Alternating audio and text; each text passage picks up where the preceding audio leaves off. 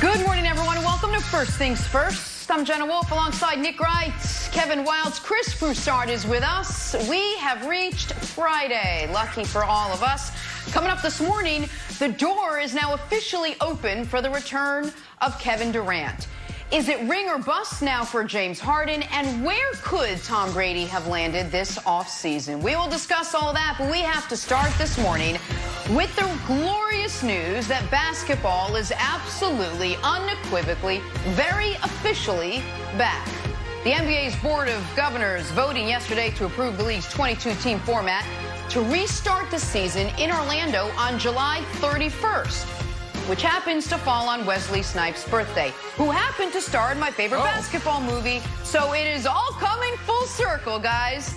Nick, besides rewatching White Man Can't Jump, which I will do as well, what are you most excited to see now that the NBA is officially back? Well, I'm going to do something that I rarely do when Chris Broussard is here, which is I'm going to be the first person on the show to bring up LeBron James. Because if I'm being totally honest here, what I am most excited for is the return of playoff LeBron. Because we missed out on it last year. We've now had it delayed this year. And so if I can remind the audience, the last time we saw playoff LeBron was 2018, when over the course of that playoffs, despite it being an undermanned and totally out of sync Cavs roster, he averaged 34, 9, and 9 for the playoffs, had 2 game winners, and had one of the greatest individual games anyone's ever played in Game 1 of the NBA Finals when he had the 51, 8, and 8. The year before that, playoff LeBron averaged a 35-point triple-double in the NBA Finals against arguably the most talented offensive team ever put together. And the year before that, playoff LeBron executed the greatest comeback in NBA history with the greatest 3-game stretch by any singular player in NBA history. Last year, a torn groin and some underachieving younger players prevented us from seeing playoff LeBron. This year, I thought a pandemic might prevent us from seeing playoff LeBron. But July 31st, the NBA comes back, which means right around August 15th, we will once again get the single greatest show in sports, Kevin Wildes, which is LeBron James in the playoffs. So I'd be remiss if I didn't say that's what I personally am most excited to see now that we have an official date for the NBA's return. Well, I think America's shocked to hear you say you're excited to see playoff LeBron, Nick. So we'll just have everybody take a deep breath. Nick wants to see playoff LeBron, everybody. Broussard, here's what I like. You know, for excitement, you need suspense. You need mystery. And like Nick says, LeBron's been to the finals 8 of the last 9 years. He'll be there. The Bucks got a point differential of 11.3. It's the 5th best all time. They'll be there. So the question is, who might be there? I'll show you a tweet that came out last week. It's from Fred Katz, who writes for The Athletic, quoting John Wall, who's on a conference call. I'm 110%. I'm healthy. And then Fred says, I'll answer the follow-up, since he and the organization have said it 392 times. No, he does not plan on coming back. But then, boom, the other day, Ian Begley comes in. Hey, Wizards and John Wall both said he's not going to return. But some Eastern Conference teams expecting to head to Orlando are planning as if Wall may return to the court once the season resumes. Wall's been sidelined since December 2018. So now, is John Wall coming back? He says he's 110%. And then there's this guy, Broussard, looking good. I saw him riding a bike on Instagram the other day. I don't know if he's coming back. Some numbers in, Fox Bet has got the Nets championship. If you want to get on Fox Bet, like Nick Wright, prognosticators, that line is moving up a little bit, which makes me think that maybe Durant and Kyrie are coming back, Broussard. So I'm most excited about actually what I don't know, where some of my favorite players are going to be back on the court this year. Well, Nick stole all of my material, so I have nothing to say. No, I'm with you, Wildes. It's all about Kevin Durant. With all due respect to John Wall, I am so excited to see if Kevin Durant and Kyrie Irving come back. Now, if they do, Brooklyn would by no means be the favorite in the Eastern Conference, but you could not write them off because everybody in the East is flawed. Milwaukee's got one superstar. Boston is young. Toronto has no superstars. Philadelphia is immature. Miami, and they are what they are. They're not winning a championship. Brooklyn would be stacked and have a shot. I'm, again, not a favorite. I wouldn't necessarily pick them, but they'd have a shot. And if they could get to the finals somehow, it would be one of the most incredible stories that we have seen. And oh, what a finals if they face, say, the Lakers. Kevin Durant is obsessed with being perceived as better than LeBron James. He went against LeBron and beat him in Golden State, but everybody said, of course you beat him. You went to the 73-win Warriors. So he didn't get the credit necessarily for that. This time, if he met LeBron, it would be even. LeBron's got AD.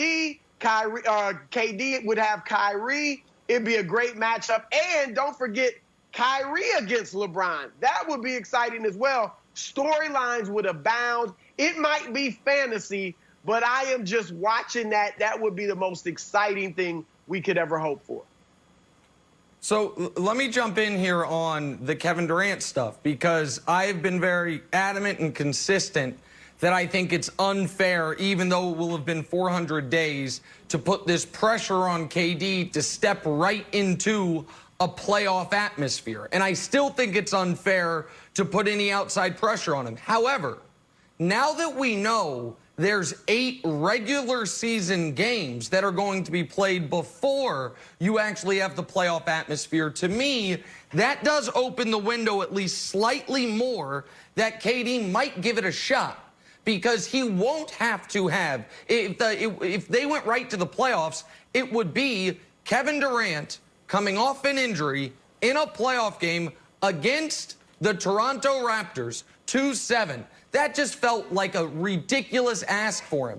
But if you've got 2 weeks where he can kind of ease himself in, where he can play the first games of his life with Kyrie Irving as a teammate, that does become a possibility. Now, I'd like to talk to some doctors about, even if KD could have always been ready by mid-August, if he was always targeting to be ready by mid-October, does that mean the rehab would have been done differently? Does that mean that maybe if they would have known this was coming, they would have done a different type of ramping him up that they weren't doing because they didn't know the league year was going to pause for 3 months? I don't know those things, but because it's an 8-game, not warm-up, but an 8-game regular season before we get to the playoffs, Jenna, I do think it becomes more possible that Kevin Durant comes back, in which case Kevin Durant and Kyrie will get the privilege of losing to Giannis and the Bucks, but it'd be good to have them have a playoff run together. That's interesting. The timing of his rehab might have changed had they known the way the season was going to play out. Haven't thought about that. But Wilds, I want to ask you another angle here. So the season starts up July 31st. Everything is now going to get pushed back. How does that affect some of the big NBA dates now moving forward? Oh, Jenna, I went on old calendar, it's called, and spent the last 3 days trying to figure everything out. And we made some full screens for everybody. I think this represents a fundamental shift in the American sports calendar, and there's millions of dollars at stakes, and the Olympics are at stakes. There's tons of stuff happening. So here's what we know. Season stopped March 11th. It's going to restart July 31st. Game 7 of the NBA Finals, if it happens, which is known as the latest possible date of the season, is October 12th. Opening tip of next season, December 1st. That's an asterisk, though, because when Michelle Roberts heard that, she was like, hold on, what? You can't put that on a press release. That's a collectively bargain. So that date might move. Okay, so here's why you need to know if we can move on to the next full screen. When Kawhi Leonard got that trophy June 13th, then he chilled for 131 days. He did the New Balance commercial. He took some shots at LeBron. Now look at this. Kawhi beats LeBron October 22nd. He chills for 131 days. Well, according to this new schedule, that's not what we would have. It would be totally different. Let's move on. Again, bingo. Tale of 2 off seasons. Trae Young hasn't played a game since March 11th. So he's going to go 265 days between games. LeBron, if he goes to Game 7, Nick, I know you probably got him in 3, famously, but he would only have 50 days, and that's between games. We're not talking about preseason. We're not talking about the opening of training camp. So is this the new normal? 244 days is the length of the 2019 season. Now, why is that important? That was extra long because, remember, we tried to eliminate back-to-backs and 2 games in 3 days and all of that stuff. So that's a player health issue, 244. December 1st, which is the proposed restart, plus 244 would put us on August 2nd, 2021, which makes you think like, okay, that sounds good. But I think that December 1st date, Nick, is going to move back. I think Michelle Roberts is going to be like, you can't have LeBron and possibly Giannis coming back in 50 days. So what do? Do you move that date back? You can't move too far back into August because no one watches TV in August. And I know you're saying like, hey, everybody will watch the finals. Not really. 30 million people watch the finals. Only 3 million people watch opening night. So it's very different. One thing that Woj floated out is that next season is shortened. Well, there's been a lot of talk about that. So if next season gets shortened, Nick, maybe there's where's the money come from? Oh, another play-in game that we're seeing becomes a reality, just like football. Create a new playoff game, give that to the network so they can make up some money, and the players can make up some money. So that's how I think it could play out. Listen, I think you raised some excellent points, and there are concerns. The most notable concern is the massive layoff for the teams that are not part of the 22 teams being invited to Orlando versus the tiny layoff for the very best teams in basketball, the teams that are going to make the conference and then the NBA finals. But to me, that's a one-off, and you're just going to have to deal with that. That's going to be added collateral damage due to the coronavirus.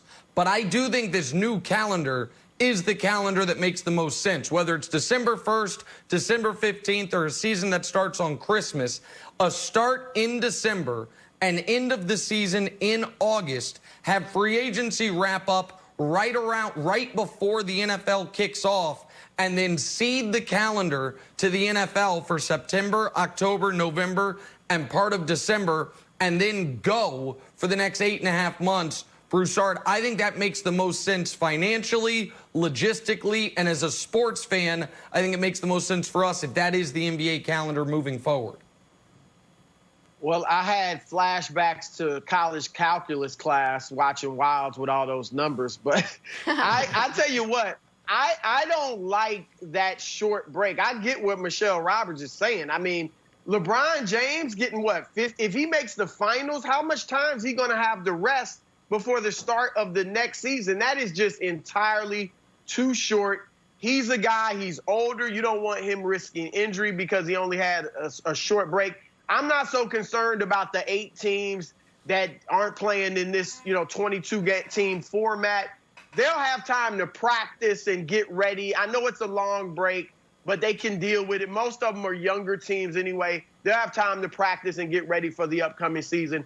I think they push it back to Christmas Day, and then we go from there. Nick, I hear what you're saying. I think it's something they should give a try and experiment. But there are a lot of other things to look at. Number one, do players really want to give up their summer months? Now, we say, oh, well, they can go on their Caribbean vacations, European vacations in the fall, which is true, but they can't go on them with their kids. They can go on them with their wives and their girlfriends, but with their kids, they'll be in school in the fall. So those are things you have to look for as far as whether or not players really want to go ahead and play through the summer. And then, of course, television, people stop watching as much television in the summer months because they're outside. I don't know if that's changed now with new technology and the phones, but that's something we have to look at as well. Real quick, I know everyone's talking about Christmas. I think everyone would love a Christmas return.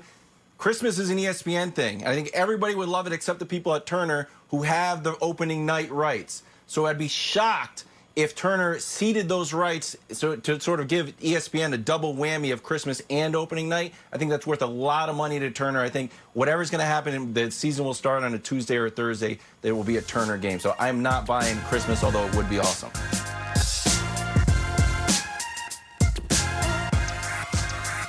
Back here, Chris Broussard. We're running our fast break. I'd say everyone's excited about the return of the NBA, except perhaps the Portland Trailblazers. Portland, the only organization to vote against the 22-team restart plan. Nick, what did you make of the Blazers voting no? I think it's kind of ridiculous. And the players evidently on the Blazers wanted them to only invite 20 teams instead of 22 teams. It strikes me like someone who strongly encourages taxes be raised starting at $1 more than they make. Like, no, it's just got to be fair. Portland, you just wanted the minimum threshold to be what you've accomplished, and everyone else left out. And there's all this sympathy for the Blazers. 50 games this year, you had your big three, Dame, CJ, Whiteside. You were so dominant in those 50 games, you were 26 and 24. Dame and CJ have played 62 and 58 games respectively. They are a sub 500 team. This idea that we should be making, changing things up to fit Portland, like they're going to be some juggernaut once they get Nurkic back. Last I saw Yusuf Nurkic, he was getting dunked into the center of the earth by LeBron James. So Portland, we could have had a nice unanimous 30-0 vote, and instead you go against it. I don't like it, Wilds.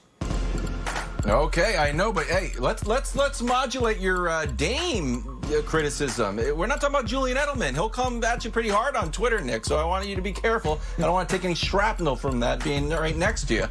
If we could show the graphic here, I totally agree, Broussard. As you know, the Blazers are my new favorite team. I think there's a lot of drama, and I think they've got a point. They're like, leave the Suns out of it. I don't want to see the Suns. The other thing is that the good part about this was CJ was on for this. We play for an ownership group that actually listens to its players and has a backbone. We voiced what we felt was the best option. They followed our lead. I commend our front office and Jody Allen. So if CJ liked it, Broussard, I was all for it since CJ is the leader of my new favorite team. Yeah, I'm leaning more toward Nick's side. I think the Blazers, love their organization. Neil O'Shea in the front office does a great job. Who doesn't like Dame and CJ? But they have a tendency also to think they're the smartest team in the room, okay? I mean, CJ, okay, ownership listens to you. There are other teams that ownership listens to, too. You don't think they listen to LeBron James with the Lakers? I mean, you're not that unique in that regard in the NBA. And Nick's right. I mean, they didn't want the Suns, who cares? I mean, they're going to go out early. They're not going to make the play-in or anything like that. But the Spurs, remember, they didn't want 21 teams, the Blazers. They wanted 20. That would have left the Spurs out. The Spurs are a half game behind Portland, Sacramento, and New Orleans, who are all locked at 21 and a half games, behind the leaders in the East, so in the West. So I just think that Portland should have gone with everybody else. Michael Jordan only wanted 16 teams straight to the playoffs. Yeah, he voted yes. Clay Bennett with Oklahoma City wanted all 30 teams back. Yeah, he voted yes. Portland should have gone ahead and made it unanimous. I'll say it for you, Broussard. Miss me with that, Portland. All right, Commissioner Adam Silver came out yesterday and said they're going to allow players who suffered seemingly season-ending injuries to return if they are now healthy. Or in other words, Kevin Durant has entered the chat. Nick, what's your reaction to what Adam Silver had to say? Yeah, and that's a great line, Jenna. To me, this was an announcement that didn't need to be made. The NBA doesn't have an IR like the NFL where you put this player on season-ending injury list and it opens up a new roster spot and then they're removed from your roster. We always knew this. At least I thought we did. Maybe I've been confused. I thought guys could always come back. I think this is now the commissioner was asked the question, so it's not his fault. But this is, again, as I've been saying and predicting all along, over these next, how long do we have till the season starts? 56 days? Over these next 56 days, we are going to start to hear what is a mumble turn into a whisper, turn into be a dull roar of Kevin Durant should return. I don't think it's fair to him. And now I'll tell you who really wouldn't think it's fair. The Raptors or whomever the Nets end up playing in the first round if the Nets become the most dangerous 7 seed in the history of the NBA. But to me, Wilds, we knew guys could come back. So I don't know why this question was even asked to begin with.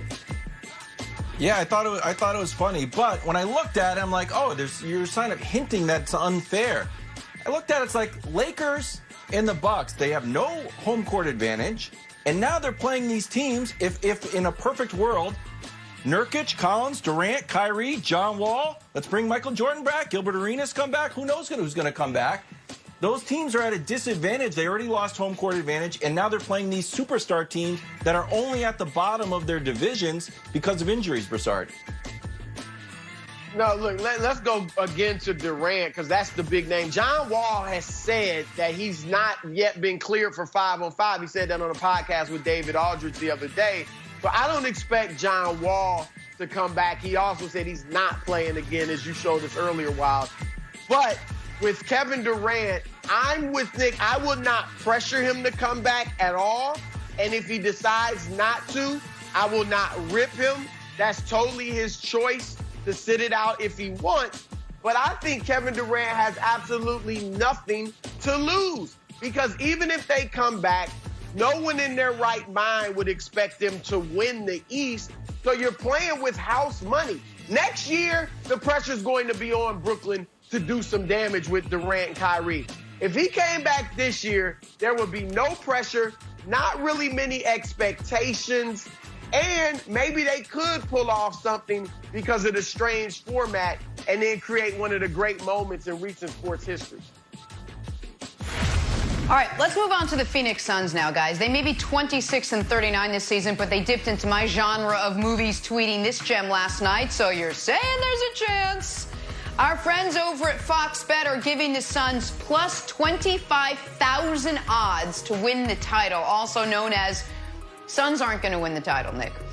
Nick, which long shot team, though, do you think could have a chance at maybe making some noise in this format?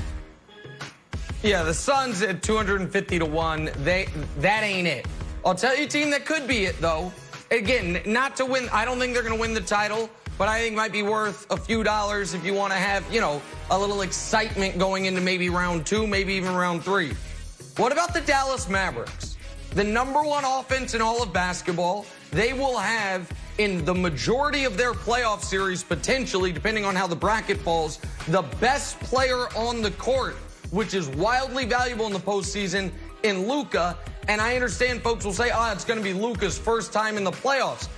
Yes, but not really, because of what he did in Europe, leading his team to a championship when he was 17 years old, going against grown men. He's played in a playoff environment, and especially if the Mavericks do end up drawing a Clippers team in round 1 that does not have the size to deal with a healthy Kristaps, because that's the other part of this. Kristaps, we're not talking about a player who is returning because he's been back all year for the majority of the year, but a guy who is now even further removed from that knee injury. A great head coach, an MVP candidate in Luka, Kristaps who can cause matchup problems. I think the Mavericks are an interesting long shot contender, Wilds.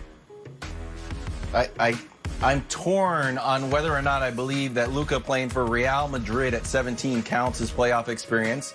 I'm trying to calibrate it in my head. I think I'm going to agree. I bet Broussard does not. Hey, if you are a fan of the play-in teams, Grizzlies, Trailblazers, Pelicans, Kings, Spurs, Suns, go follow Paul Garcia. He did the odds for every single scenario. And here's bad news for Suns fans. 40% chance of making it into the playoffs if they win every single game.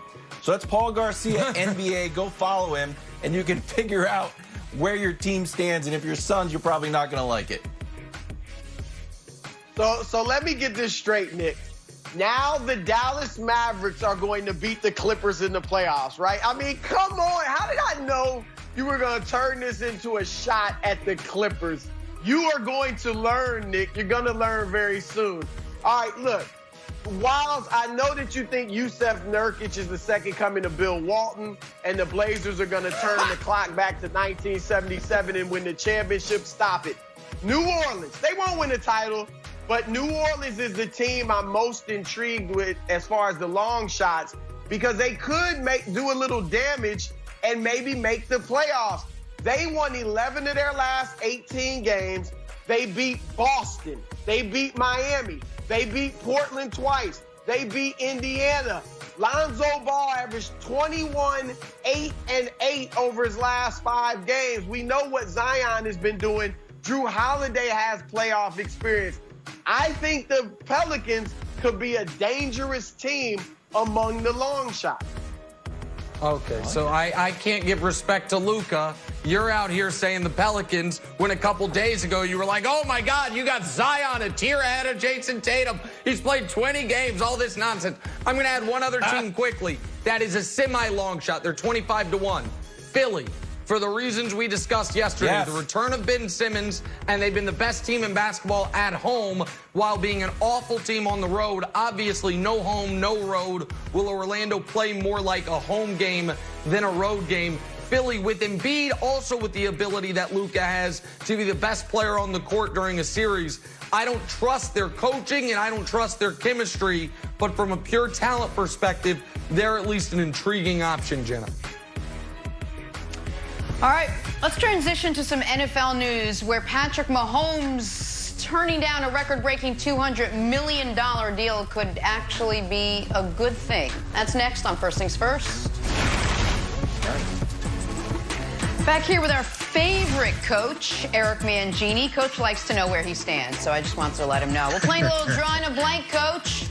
Could Tom Brady have been the Saints' starting quarterback this year? A recent report said Brady and the Saints both showed mutual interest early this offseason had Drew Brees retired. What do you think, Nick? Brady on the Saints this season would have been blank. Unfair to Tom. I mean, what do they say? You don't want to be the guy that replaces the guy. You want to be the guy that replaces the guy that replaces the guy. And so a 43-year-old Tom Brady replacing the, up until the last 48 hours potentially, the biggest icon in New Orleans sports history would be unfair to him. And that team obviously is Super Bowl caliber, even though they've fallen short in the playoffs last few years. So whatever the expectations are for Tom in Tampa, they'd be ratcheted up tenfold in New Orleans. Tom's in a perfect spot. A place where just making the playoffs will be a massive accomplishment. Where just not averaging 2 turnovers a game will be a massive accomplishment. Not replacing a guy who's been in the MVP discussion 2 of the last 3 years. So I think this would have been unfair to your guy, Tom Brady, Kevin Wildes. But, Coach, go right ahead. Well, look, he could have easily been the guy to replace the guy. I don't think that's it. But overall, it would be counterproductive because it's a little bit like replacing Schwarzenegger with Stallone. It's just variations of the same thing, but he would have been very good in that system. Overall, though, it would have been an opportunity for New Orleans to transition and for Peyton to see what he can do with a young quarterback, similar to what Belichick's going to have to deal with in New England.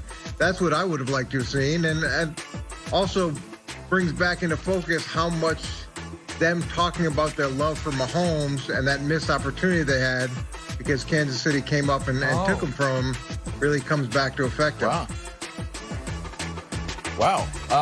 First, before I give my answer, which is A2 Gronkowski, I just want to say if Sylvester Stallone was in Terminator, that's a great idea, Coach.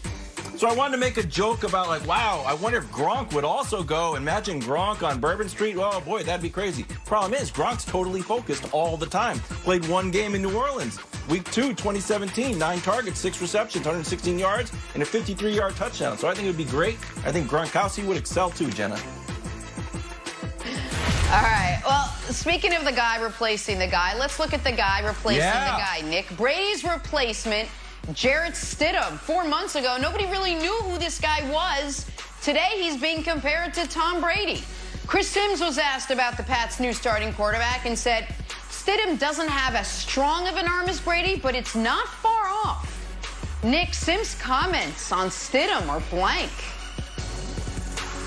I like Chris Sims a lot, but this is bullying, and I'm not sure who he's bullying. I don't know if this is more insulting to Tom or to Jared. We just showed a Tom Brady highlight package on the question before, and there was one ball that was thrown more than 10 yards in the air, and it fluttered like a piece of paper in the wind on down to the receiver. So saying Stidham's arm isn't, there's a nice little lob. I'll take you through the whole thing. There's one. Oh, wait. Oh, there you go, Julian. I love it. So I don't know if this is more insulting. This is a different highlight package. The producer's doing me wrong here. The previous one proved my point better. Neither doesn't matter, though. I don't know if this is meaner to Jared, saying he doesn't have quite as strong of an arm as a 42-year-old, now 43-year-old Tom Brady, or meaner to Tom, who's saying your arm's only slightly stronger than our mid-round pick out of Auburn, who his entire highlight package has to come from preseason games because the only regular season action he has is a jet going the other way with a touchdown. So I don't know who he's bullying here, Coach, but he's bullying somebody. This is the classic example of you don't want to be the guy who replaces the guy. But overall, this it's unconcerning.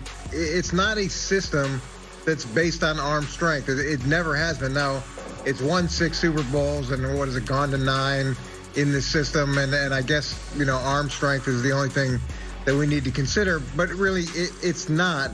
And I've had a lot of quarterbacks with strong arms, and it's like it's like that saying, when you have a hammer, everything looks like a nail. There's often not a lot of touch to that.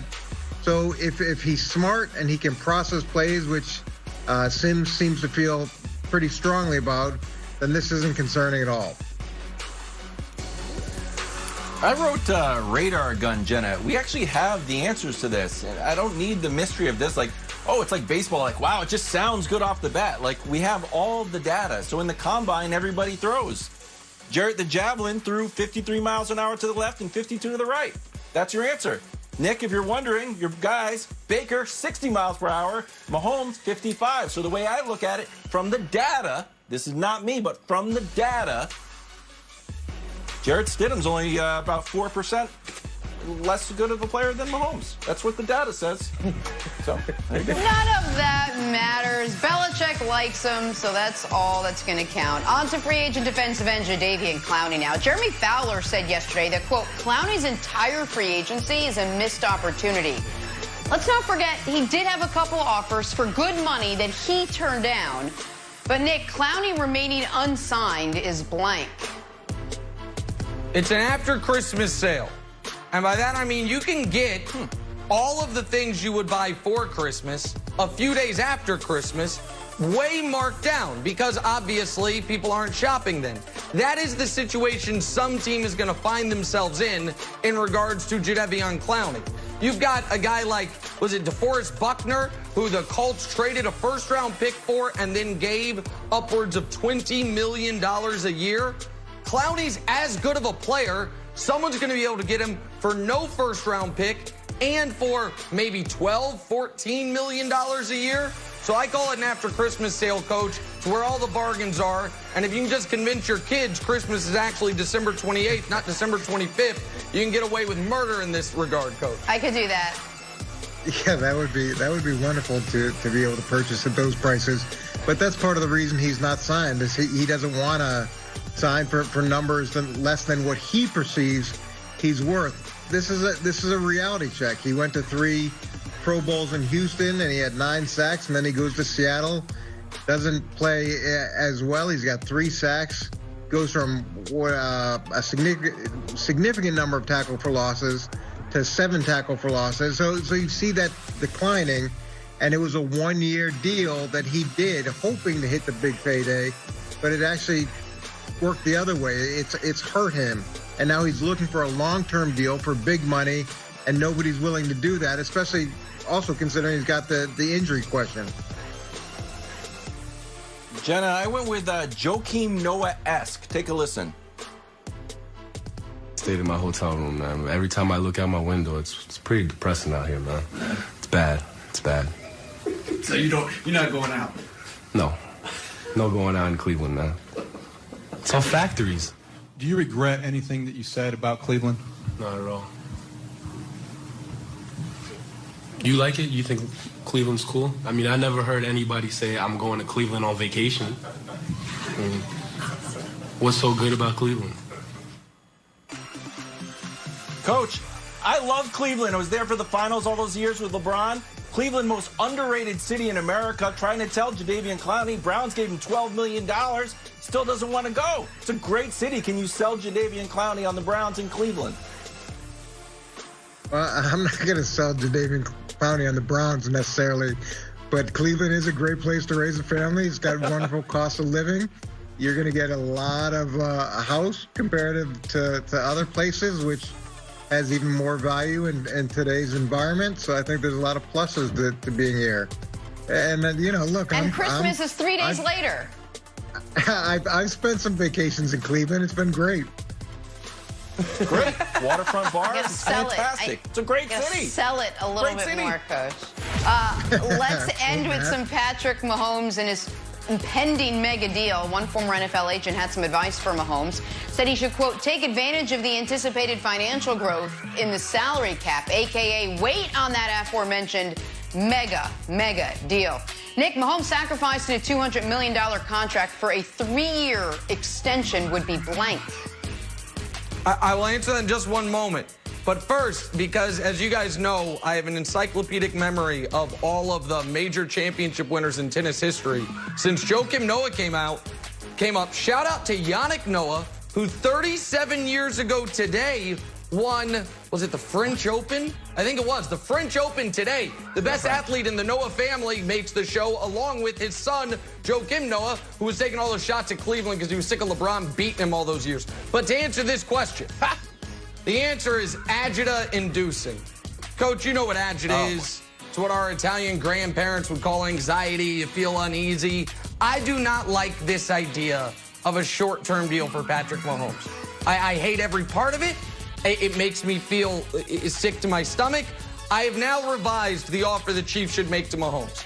10 years, $500 million, all guaranteed. Just put it behind us, America. Let's just deal with it. The rest of the league would be bummed out. We don't need him coming up for free agency when there's a new TV deal in a few years. And 3 years, he's got 2 years left, so that's 5 seasons. I'll be conservative. He has 4 more championships. At that point, he's a 5-time Super Bowl champion. I can't deal with it. So, Coach, it's agita-inducing. We need a long-term commitment for the best player in the sport. Yeah, unfortunately, 10 years, $500 million is probably still undervalued if he's the player that you perceive him to be. He should probably get a percentage of the team. To me, this is high risk, high reward. Where if you sign a 3-year deal, you're a free agent again, or you're re-signing or renegotiating the deal again in 2 years, and the market changes so dramatically year over year that in 4 or 5 years you're going to be extremely undervalued. Now, the downside of that is if you get into an Alex Smith type situation and there's some type of catastrophic injury, you lose that guaranteed money you would have gotten from a long-term deal. But if you're betting on yourself, he's going to make significantly more doing it this way. But you do have that risk of something, unfortunate happening and you missing out on the bigger payday. Oh, geez. Coach, please do not put Nick on camera. I don't know what he looks like now with that last Alex Smith comment. Who I hope has a great season on the comeback trail. He's doing a documentary. It's fantastic. Hey, what did I write here? I wrote social network, Nick. I'm just like you. $1 million isn't cool. You know what's cool? $1 billion. I like your 10 years, $500 million. Here's your numbers for you. 5 years ago, the cap was $140. Now it's $200 million. It's about it's a 40% increase. Okay. Nothing happened. There was no TV deals. It was just naturally growing. People buying jerseys, naturally going up.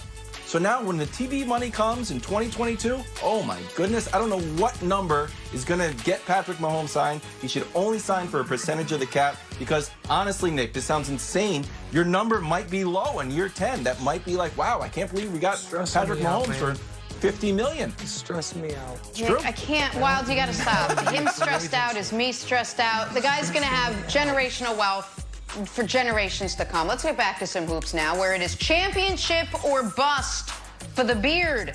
To be discussed next on First Things First. Thanks, Coach. Shout out Yannick Noah. Now for some stories to start your morning. We got Chris Broussard back with us. With the return of the NBA comes the return of LeBron's quest for a title. The Lakers' biggest hurdle, according to The Athletic, is their hometown rival Clippers. Broussard, you've been saying this all along. You expect the Clips to eventually knock off the Lakers? Yes, I do. Look, they've beaten them 2 out of 3 times in the regular season. One time without Paul George, their second best player. They're the only team in the league to beat the Lakers twice this season. They've got 2 of the best 3 perimeter defenders in the league in Paul George and Kawhi Leonard to match up with LeBron, which is a problem for the Lakers because if they can keep LeBron from taking over in the fourth quarter, Is Anthony Davis going to be able to take over in the fourth? We haven't seen that all season from Anthony Davis. Finally, the Lakers lost their biggest advantage over the Clippers. They were going to have 7 home games in a playoff series with the Clippers. Now, they've got none. Nick, can I tell you the most underreported story in all of sports media is the Bucks point differential and margin of victory? And I know Dusty's going to be mad because they're slightly different. The 5 teams that are ahead of them, Wilt's Lakers, Kareem's Bucks, the 96 Bulls, the 17 Warriors, all won championships. And then it's Giannis's Bucks. It's right there. There's only 4 teams, not 5. They're right there. They're going to win. It's statistics, Nick. I know you love it.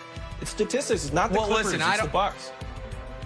I don't know that the Bucks are going to win the title, but I do believe they're going to be in the finals. The numbers are overwhelming, and I do think the Bucks are the Lakers' biggest hurdle. I also think the Rockets could present a bigger problem to the Lakers than the Clippers do because of the backcourt of Harden and Westbrook and because of the variance added by threes.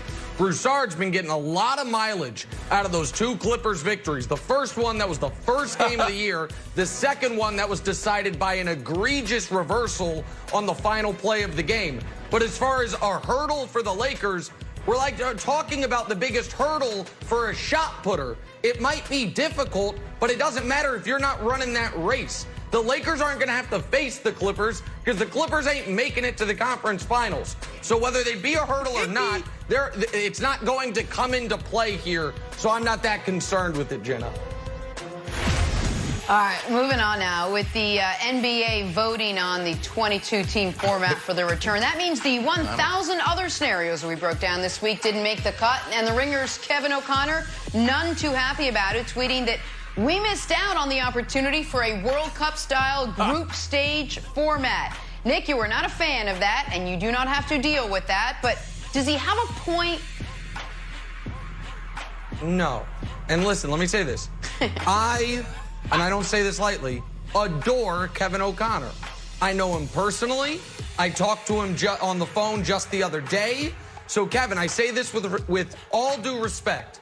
You're out of your bleeping mind, bro. If you the group stage, there's a time and place for it.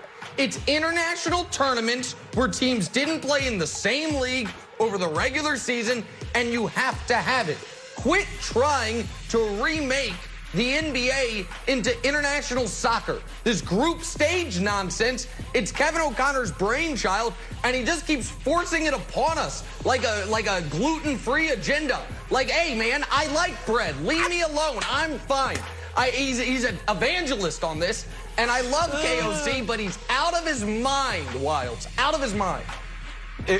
It's a fantastic idea. It's a little bit too confusing, and you have a point where it's used as an equalizer.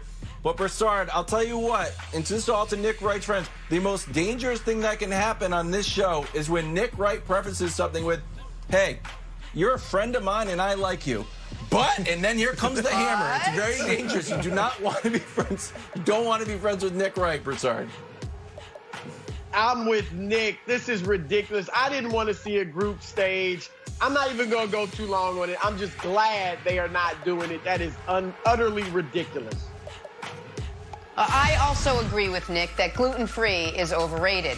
On to the Rockets now, where a recent NBA.com column said it's ring or bust for James Harden. Nick, what's the narrative if Harden doesn't win a title?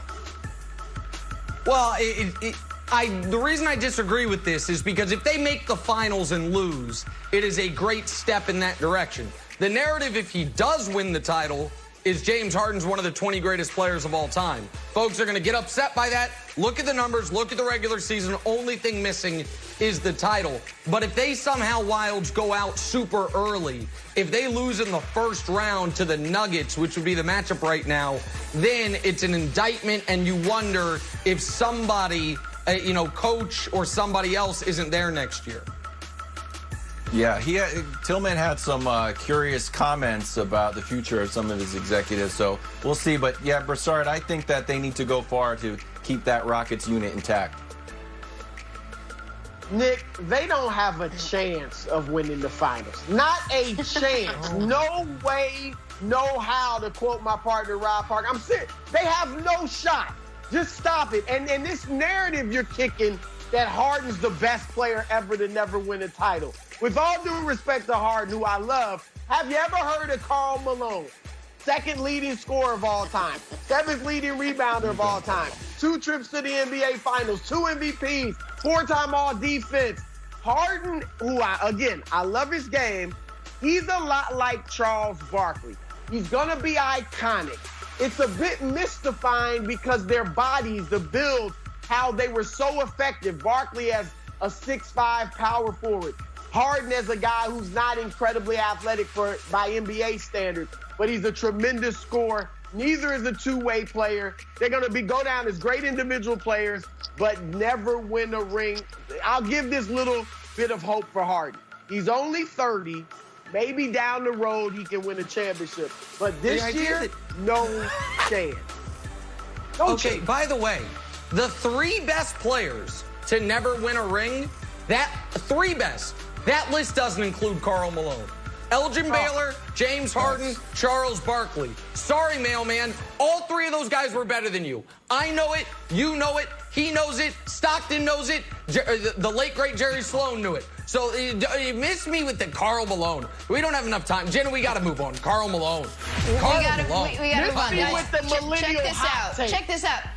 Hang on. This is Nuggets center Nikola Jokic, who's been using quarantine to clearly work on his body. According to his head coach, he's lean, mean, fighting Serbian machine right now. And the Nuggets president said Jokic is, quote, beach ready. He's got abs I've never seen before. Nick, the rest of us are gaining weight. Somehow Jokic is losing it. What do you think? I think that the fact that the Nuggets team president said, and I quote, I've never seen him have abs before, says all you need to know about Nikola Jokic. This is why I'll never believe in the Nuggets. This is why people in Denver don't like me. Hey, be in shape as a pro athlete. There's my millennial hot take, Broussard. Be in shape if you're a pro athlete, Nikola Jokic. How about that? That's bad news for your Rockets. We gotta go. Bad news. Have a great weekend, everyone. We'll see you back here Monday morning.